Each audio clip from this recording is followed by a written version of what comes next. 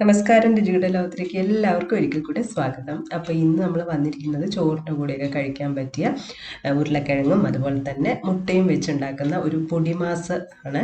അപ്പോൾ ഇത് ശരിക്കും ചോറിൻ്റെ കൂടെ എന്ന് മാത്രമല്ല, നമുക്ക് ചപ്പാത്തിയൊക്കെ ഉണ്ടെങ്കിൽ ജസ്റ്റ് ഒരു ഫില്ലിംഗ് ആയി വെച്ച് നമുക്ക് റോള് ചെയ്തിട്ടൊക്കെ കഴിക്കാവുന്നതാണ്.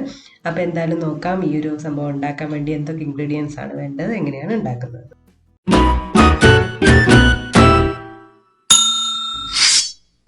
അപ്പോൾ ഇത് ഉണ്ടാക്കാനായിട്ട് നമ്മൾ ഒരു സവാള എടുത്തിട്ടുണ്ട്, ചെറിയ സവാളയാണ്. അപ്പം അത് കട്ട് ചെയ്ത് കൊടുക്കുകയാണ്, ചെറുതായിട്ട് കട്ട് ചെയ്ത് കൊടുക്കാം.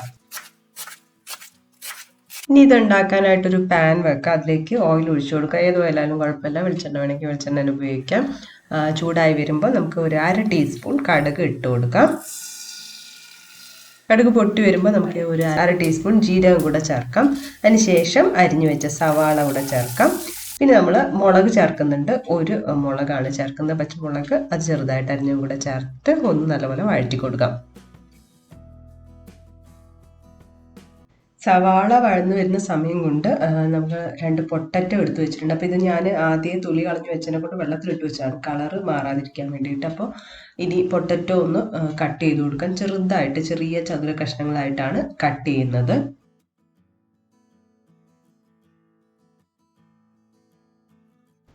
സവാള ഒന്ന് വഴന്ന് വന്നിട്ടുണ്ട്. ഇനി നമുക്കിതിലേക്ക് അരിഞ്ഞു വെച്ച ഉരുളക്കിഴങ്ങ് ചേർത്ത് കൊടുക്കാം. ആവശ്യത്തിന് ഉപ്പ് കൂടെ ചേർക്കാം. ഇനി നമ്മൾ മഞ്ഞൾപ്പൊടി ഒരു 1/2 ടീസ്പൂൺ ചേർക്കുന്നുണ്ട്. അതുപോലെ തന്നെ എരിവിന് വേണ്ടിയിട്ട് നമ്മൾ ചില്ലി ഫ്ലേക്സ് ആണ് ചേർക്കുന്നത്, അത് 1 ടീസ്പൂണാണ് ചേർക്കുന്നത്. ഇനി കുറച്ച് കറിവേപ്പിലയും കൂടി ഇതിലേക്ക് ഇട്ട് കൊടുക്കാം. എന്നിട്ട് നല്ലപോലെ ഒന്ന് മിക്സ് ചെയ്തെടുക്കാം. നമുക്ക് എല്ലാം നമ്മൾ ചേർത്ത മഞ്ഞളും അതുപോലെ തന്നെ ചില്ലി ഫ്ലേക്സ് ഒക്കെ ഉണ്ടല്ലോ, അതെല്ലാം കൂടെ സവാളയിലും അതുപോലെ തന്നെ ഉരുളക്കിഴങ്ങിലൊന്ന് മിക്സായി വരണം.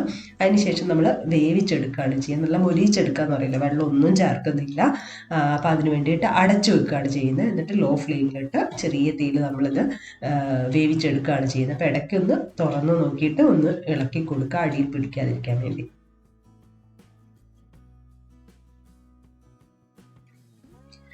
അപ്പോൾ ഇത് ഏതാണ്ടായിട്ടുണ്ട്. ഉരുളക്കിഴങ്ങെല്ലാം നല്ലപോലെ വെന്ത് നല്ല മുരിഞ്ഞ് വന്നിട്ടുണ്ട്. ഇങ്ങനെ തന്നെ കഴിക്കാൻ നല്ല ടേസ്റ്റാണ്.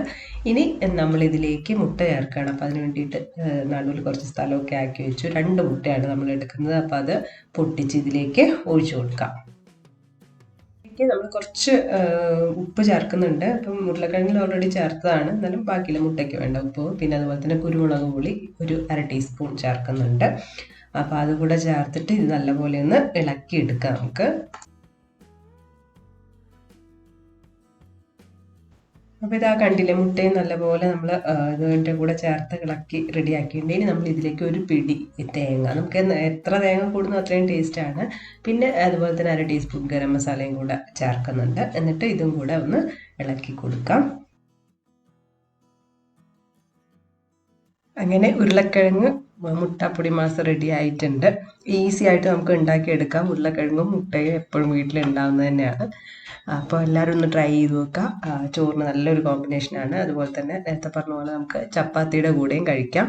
അപ്പോൾ എല്ലാവരും ട്രൈ ചെയ്ത് നോക്കുക, നിങ്ങളുടെ ഫീഡ്ബാക്കൊക്കെ അറിയിക്കുക. പുതിയൊരു വീഡിയോ കാണുന്നവരെ ബൈ.